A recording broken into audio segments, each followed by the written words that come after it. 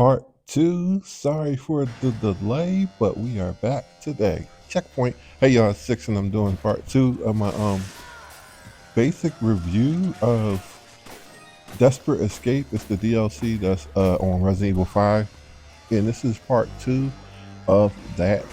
If you watched the first one, then you'll probably already understand that I was like kind of disappointed in this DLC in comparison to the other stuff.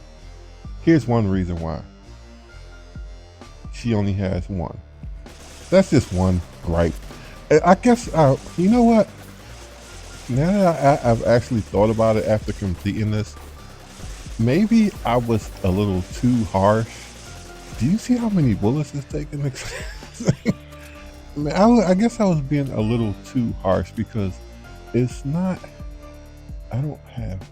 I would love the Magnum revolver, but I never found it during this playthrough for some weird reason, or Josh's playthrough. Anyways, I think I might have been a little bit too harsh on this. I would overall give this.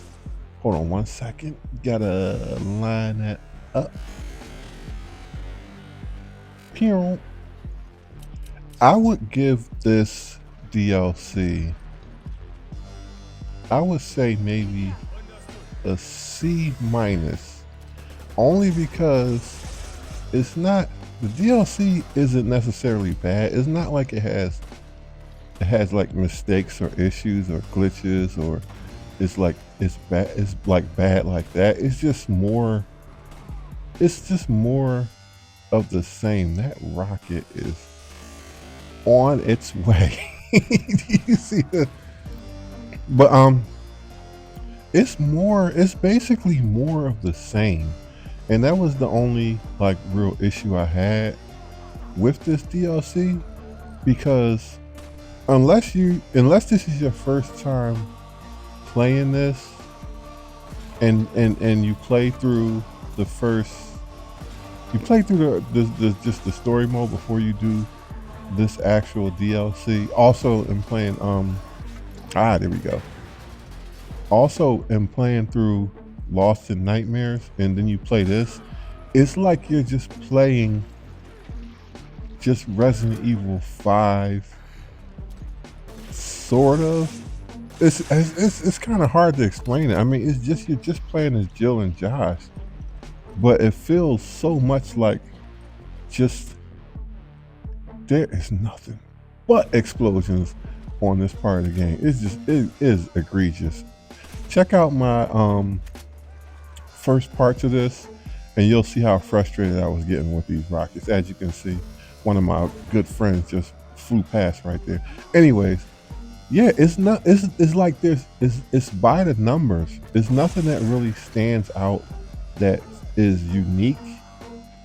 There's not any like extra like mechanics. There's no special like enemies. There's nothing in it that really makes it really stand out. If you really enjoy just playing just Resident Evil, look at this guy. He's fucking getting done up. Anyways, but yeah, it's just basic Resident Evil 5, just with Jill and Josh skins, basically, because there's nothing to Jill and Josh that is like outwardly outstanding as far as the characters, except for the actual story that it's telling, because it actually is showing you a little bit about what happened with Jill after she has that battle where she's, I don't pick those up. With the with Chris and Sheva and Wesker, like she can't even do this. Not that she should be able to, because obviously that game came out after this game, but that was like one of the major gripes that I had in part one, is that there's nothing going on in it that shows that there's anything like new and pertains to playing as Jill. Even though Jill we all see like Jill, she's pretty much out of it. She's hurting. She had that the brainwashing device on her chest, which was controlling everything. Also, if you play through the story mode on that, when you see like they removed that, it looks like so gross. It looks like it's like all the way like implanted into her back. They are really trying to get us with these rockets. That's the one thing I can say about this DLC is that there is not a lack of difficulty here. But as far as just anything new, nah. It's just basically you're just dealing with different enemies in different spots that you you just have to, figure it out with two different characters. I don't know how to really explain it. It's just kind of weird like that. So what I did was after I played this a few times before, but what I did was I didn't want to actually do this and have it be one-sided in case there was something that I actually missed that might have been new or different. So what I did was after I did this, oh wow, jeez Louise, he was like, well, that was my fault because I was taking too long. But I went through and played through after I was done this, and I played with Josh because I was thinking, well, you know what, this is kind of by the numbers. Maybe there might be something that I'm missing playing as Josh, and that was a good hit. And there were some differences, but it wasn't differences as far as story or gameplay, to be completely honest with you. As you can see, this the executioner guy that we're fighting here, you fight him a few times, but or maybe a couple of times I would say. But when you're playing as Josh, instead of them having, yeah, why shouldn't she have like those type moves? That's that's the comparison that you get. I'm gonna get to Jill in a second, but just talking about Josh, like he does have a few like some cool moves. He has a drop kick, he has a hammer punch and all that type of stuff. But I mean, it's nothing that you could go out of your way to see. It's nothing super spectacular. It's nothing out of the way. Like it's nothing that just like, man, I gotta play this DLC. It's not really like that. The only thing that's really interesting is the actual cutscenes, like showing Josh and Jill interacting with each other, working as a team, and then my guy Doug, the helicopter pilot. But I mean, that's about it. Like you're not gonna see.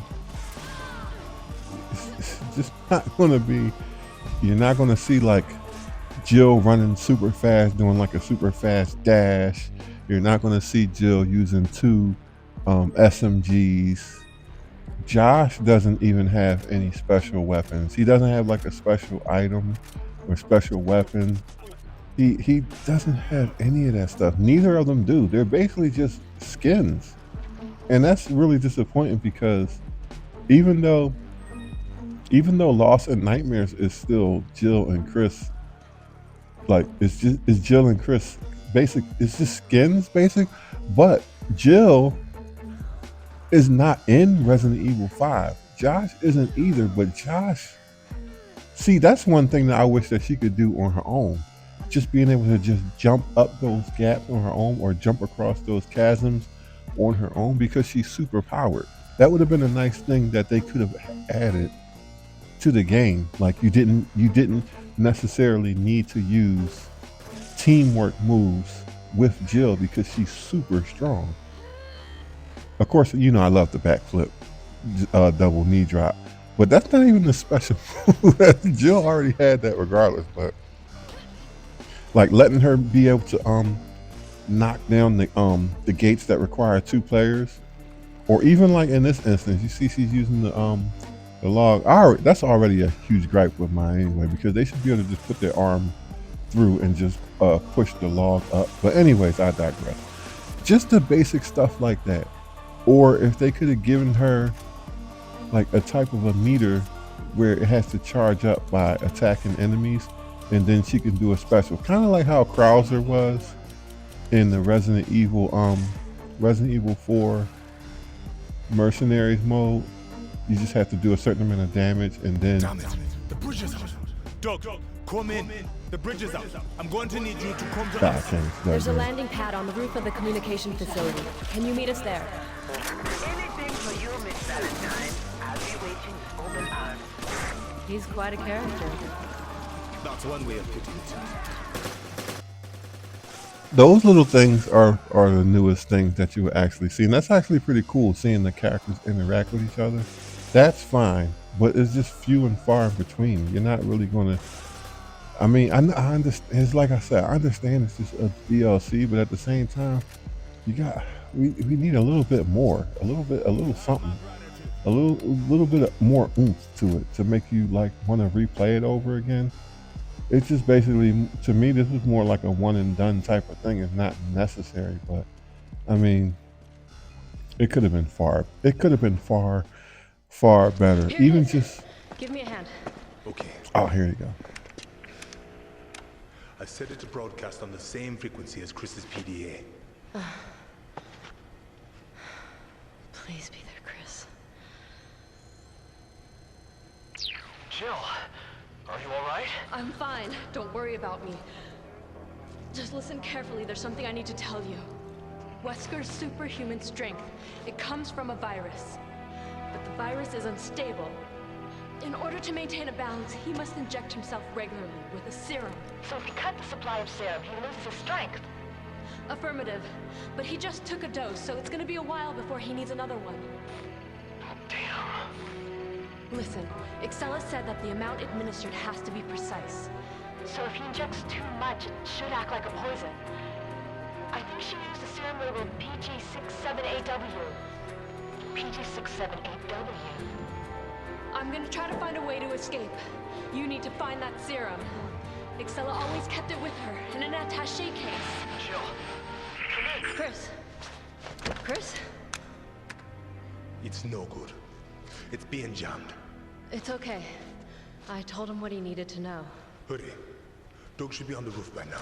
All right.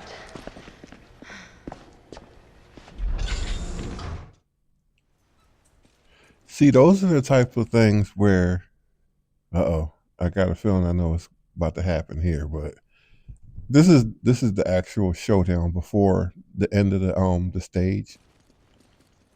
But see, that's why I said I gave this DLC a C. I would give it a C rating because the story is there. The story is compelling. It's good. It's just like, okay, we get to see more of that. But as far as the gameplay, there's nothing really here new. Now, this part of the stage is the final showdown, where Doug has to actually extract you with the helicopter, but it takes you a little bit of time. It takes a little bit of time for him to show up.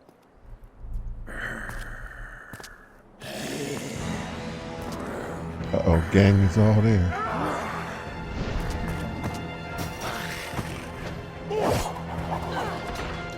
Yo, that's crazy. I wish that would be cool if the zombies could do that during the fight. If they gave them a little bit more agility, they can just like jump like that. Where the hell are you, Doug? I'm almost there. You worry about keeping Miss Valentine safe and let me worry about getting you out. And they give you about 4 minutes, almost 5 minutes, but it keeps changing because Doug gets stuck in everything, which is actually an interesting part of this. But basically, what this is mercenaries. For the end of the game. That guy went flying.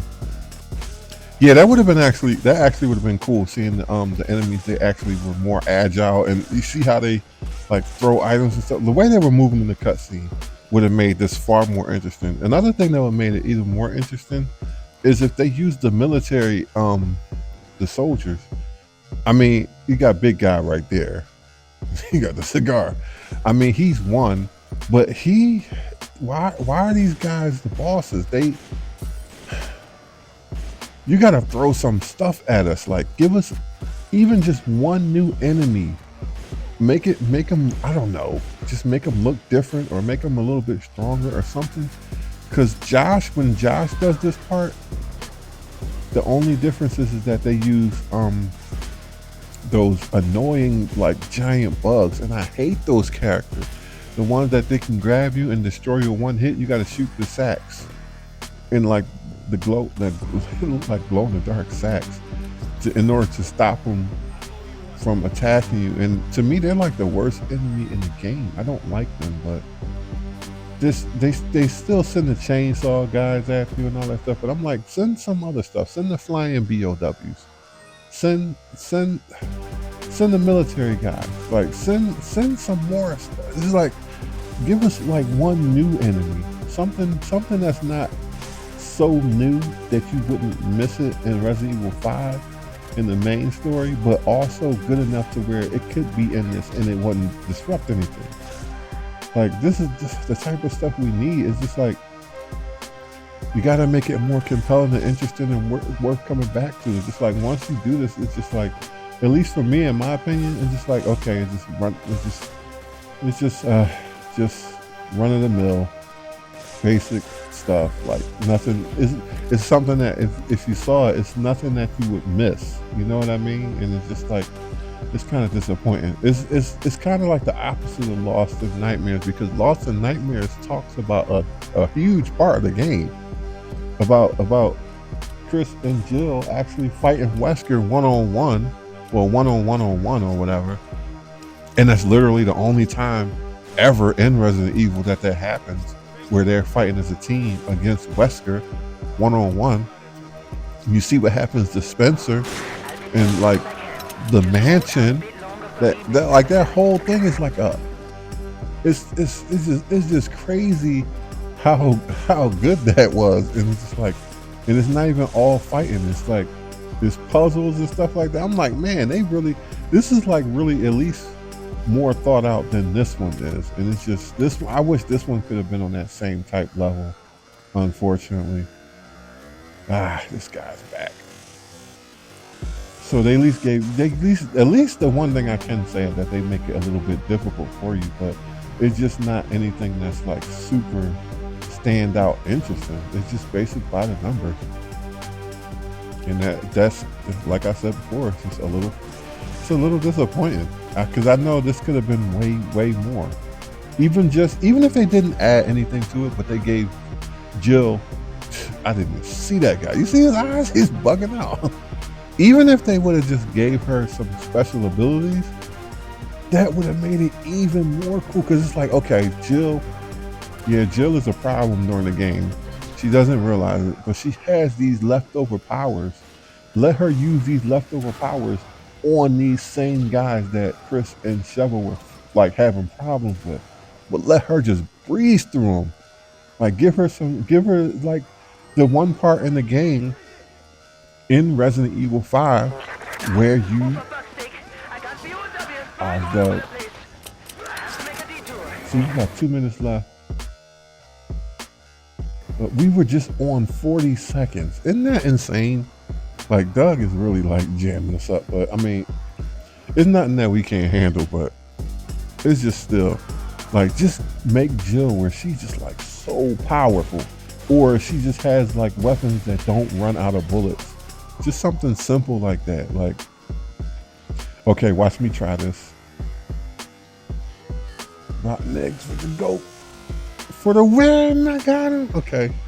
So yeah, that did work, and that's a shame. Because if he didn't, I would have to do this part over. But yeah, just something like that. Oh, also, you know what? Now that I mention it, with her being like more powerful, for some weird reason, when I was playing as Josh in his playthrough, Jill was a far better teammate than Josh was. And Josh isn't really a slouch. Josh isn't getting in my way or anything like that.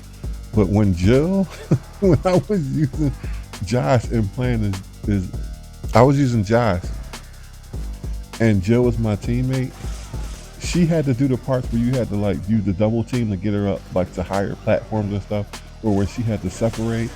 And she was way stronger. She was giving me proper backup. She was using the sniper rifle. She was really getting those enemies out of the spots that I needed them to get out of. And That doesn't happen when you use Jill and Josh. It's slightly more difficult.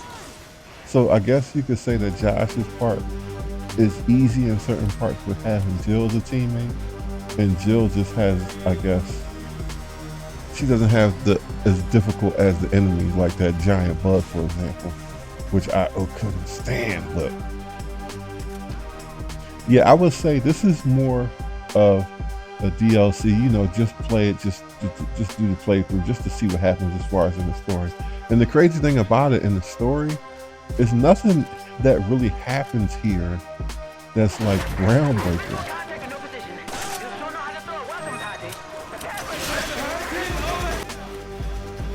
Wow, it's about time. A little jammed up here. It actually got pretty difficult.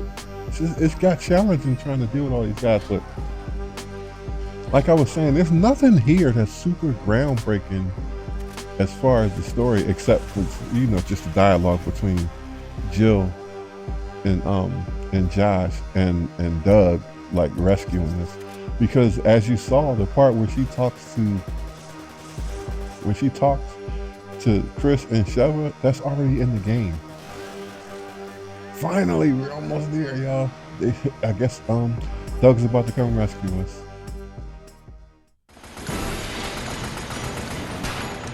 See, that would have been way cooler if she just had two of that submachine gun. Even just that one weapon. That would have been so cool. Alright, our ride's here. It's time to roll up out of here. Sorry to keep you waiting, Miss Valentine. Oh, and you too, Josh.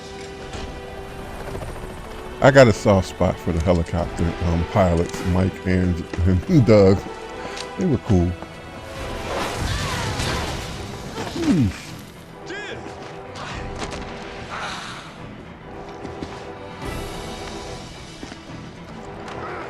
Jill does not have it good in Resident Evil 5. I'll tell y'all that now.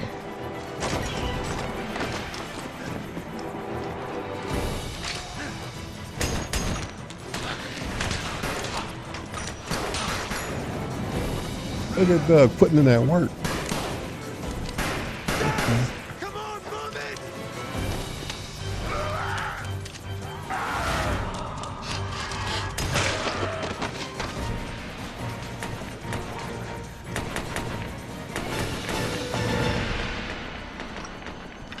So anyway, yeah, we just get to see more of Jill being hurt. Come on! We're clear! You don't have to tell me twice.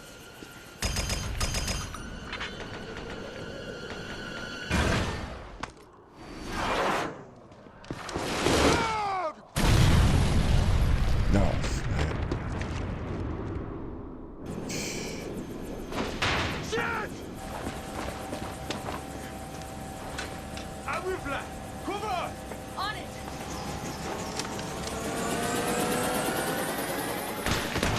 That's crazy. They got rid of Doug like that. They had the rocket launchers right on the side of the helicopter. Look at Jill. She alright. He like ain't playing no game.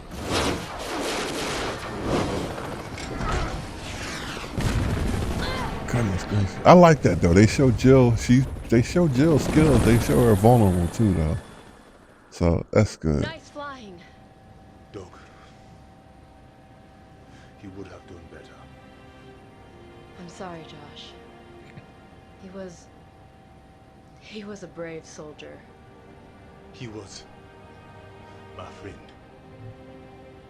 And if we don't help Sheva and Chris, he will have died for nothing.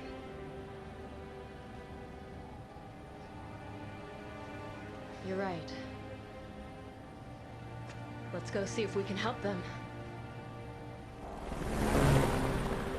So anyway, like I said, I give this a C. So check this out if y'all can. And thanks for watching, y'all. I'll see you on the next one. Peace.